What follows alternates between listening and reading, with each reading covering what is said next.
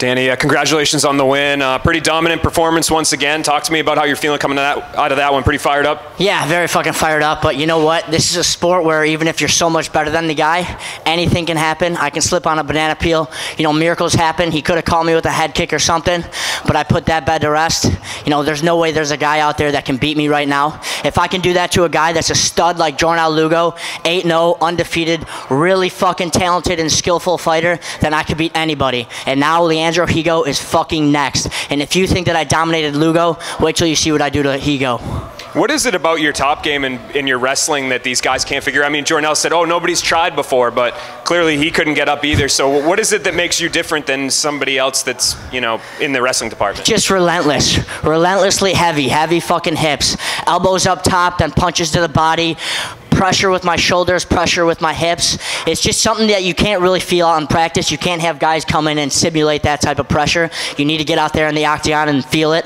You know, that's a situation where you can't really like mimic it. You know, nobody out there has my type of pressure. I guess you could put a 7,000-ton boulder on you and say this is Sabatello, but I don't even think that would do justice. You know, there's no one out there that mimics my style, that has my skills and my capabilities, and I'm only getting fucking better from here. You know, I had an 11-month layoff. It sucked. All I give a shit about is fighting. All I do is I sacrifice and I sacrifice. I haven't seen my parents and my family in so long. Can't wait to get back and have my parents cooking. I'm getting hungry just thinking about it.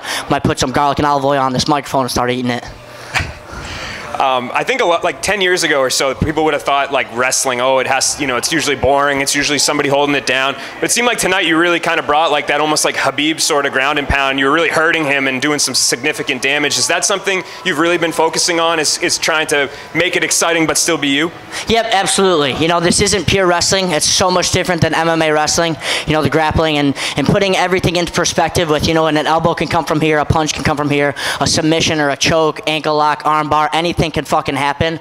But when you put all that together, that's when I'm shining my brightest. You know, I might not be the best wrestler, I might not be the best jiu-jitsu guy, I'm the best fucking MMA fighter. You know, when you put all those together, nobody can do what I do.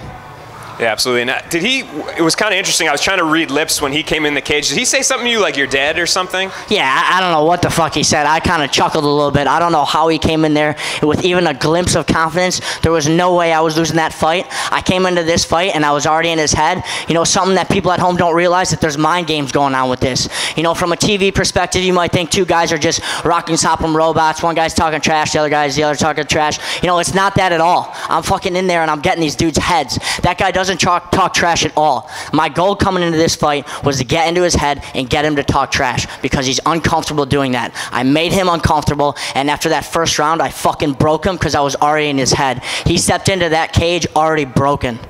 And obviously, trash talk is part of your game. So, Leandro Higo, if he's watching this, what do you have to say to him? Leandro, you're a fucking great matchup for me because you suck and I'm good. This is going to be a poetic performance by me in 9 months, Connecticut, June 24th.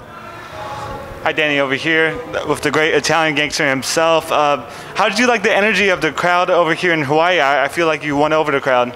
Yeah, absolutely. You know, these Hawaiians are crazy. I know that they're fucking nuts. I love having service people in the audience. You know, there's no one that I respect more than people in the military or cops out there. So just to have them, you know, forget about their lives for a little bit and watch me perform, I take great pride in that. I'm happy that I could put on a show for them. That's all I really wanted to do, is just put on a fucking show for Hawaii.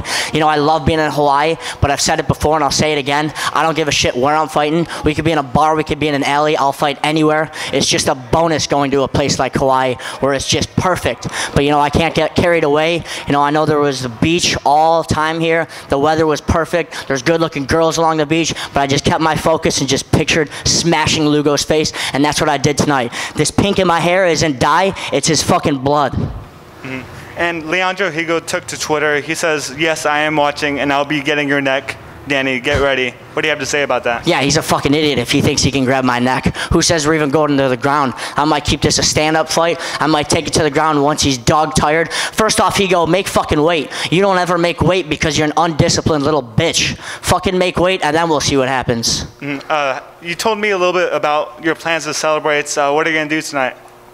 Yeah, I don't know. I'm going to have a little bit of fun tonight. You know, it is my last night in Hawaii. We are going to go out. But you know what? It's right back into the gym Monday when I get back.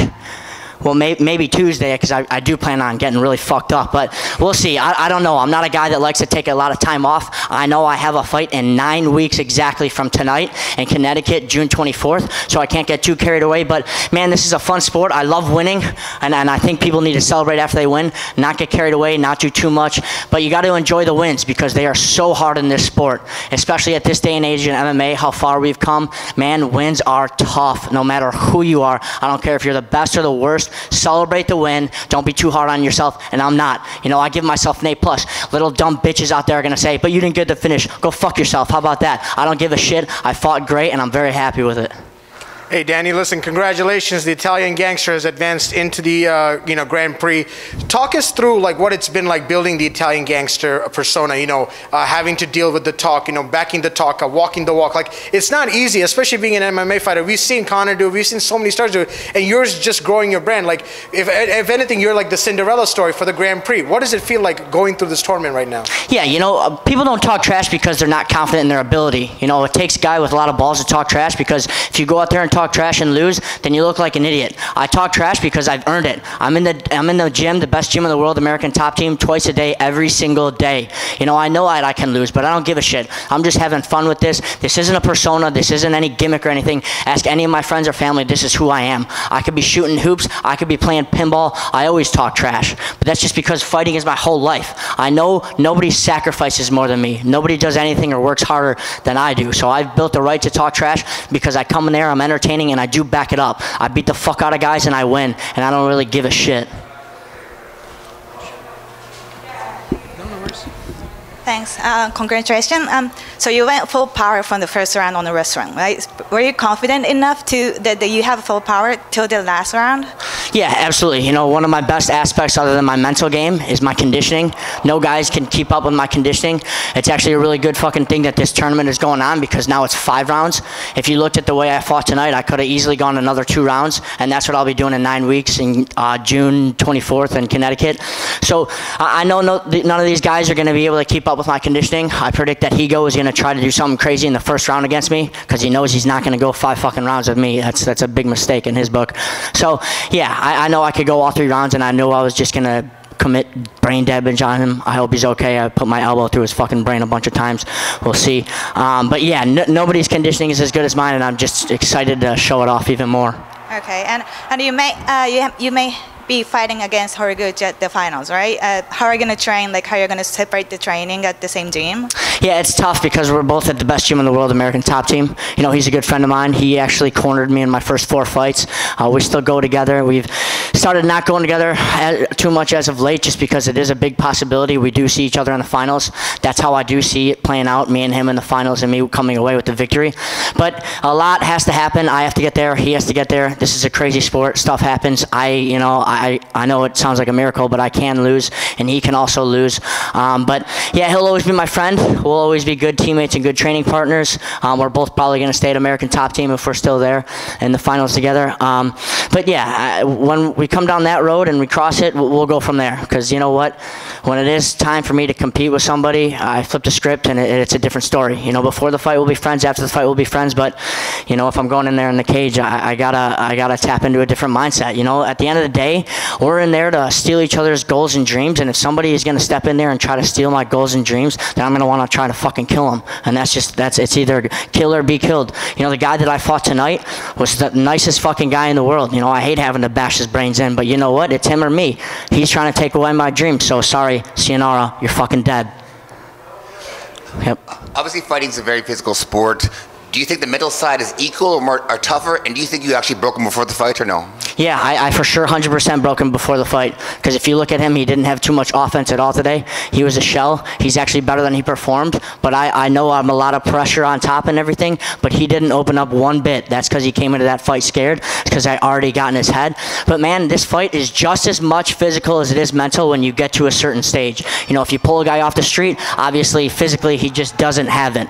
But once you get to a certain stage, like I'm in right now, anybody can beat anybody right now. When you're in the top 10, anybody can beat anybody in any weight class, in any promotion, and then from there it's just all mental. You got to believe in yourself and you got to believe in your ability, and I do 110 fucking %, and nobody else will take that away from me. 100%, I truly believe that. Do you think the fact that like, you visualize and actually manifest and know what you're going to do in your life and know where you're going to get, do you think that takes a big part where you're going to get, or? Yeah, absolutely. You know what? All I do is I think about fucking fighting, man. I don't really have a life outside of fighting. You know, I'm not a hillbilly and hunt. I'm not a nerd and play video games or anything. All I do is I go to the best gym in the world twice a day, every day, American Top Team, once in the morning, once in the evening. If I'm not at the gym, I'm at the beach just chilling, getting fucked up with my friends, having fun with them. But if not, I'm in the fucking gym training. And even when I'm not training, I find myself shadow boxing. You know, I'll wake up at 3 a.m. I'm a very energetic, motivated, and passionate guy, and I'll just catch myself shadow boxing at 3 a.m. and it's like, dude, go the fuck to sleep, turn your fucking brain off. But it's hard when you have such a deep-rooted goal at mind. You know, my goal is to be the best in the fucking world, and if I win this Bellator Grand Prix tournament, then I am the best in the world, because Bellator does have the best division at 135 pounds. I love hearing that because the mental side is everything in my mind. Do you feel like training an American Top Team enhances that? I get where you're at, but being at one of the best clubs in the world enhances that enhance of mental ability. No, 100%. Just because, you know what, you get the training partners like Pedro Munoz, Marlon Moraes, Kyoji Horiguchi, all those studs, Edson Barbosa. I'm going from one to the other to the other. And if I'm doing good against them, then I know I'm already battle tested and I can go out there and do it under the lights. But you know what? It comes back to that mental aspect. Just because you can be good and hold your own in the gym doesn't mean when the weight cut is going on, the spotlight is on, you're in the cage, the camera's on, that doesn't mean you can perform then. So you got to actually go into the cage. So it's a little bit of a mix of the two. You gotta train your fucking ass off against killers in the room, and then you gotta be able to go out there and perform. And that's what I am. I'm a fucking performer. You put the lights on, you put the microphone under me, and I'm coming fucking shining. Respectfully, I love how much you shine. So what does it take to be able to balance that shine and what you want to do, and then be able to be humble and like, understand what you got to do to put into work-wise? A lot of fucking thinking. A lot of fucking thinking you got to go out. You know, before this fight, all I think about is the fight, you know. It's not like you should get too involved in it and try to overthink it, but man, if this is all you give a shit about and this is your life, then why even think about anything else? I don't even think about shit. All I care about is fighting. I got my family, I got my friends, and I got fighting. And that's just it. That's all I care about. I don't really care about anything else. You know, people will ask me to go do something if I have like training early the next day. I don't even think about, yeah, I'll fucking go do that. No, fuck no. I'm trying to win a world fucking title. So you got to be, first off, obsessed. And I am fucking obsessed with gaining that belt. That Bellator belt around my waist is all I give a fuck about. So first, you got to be obsessed with becoming the best.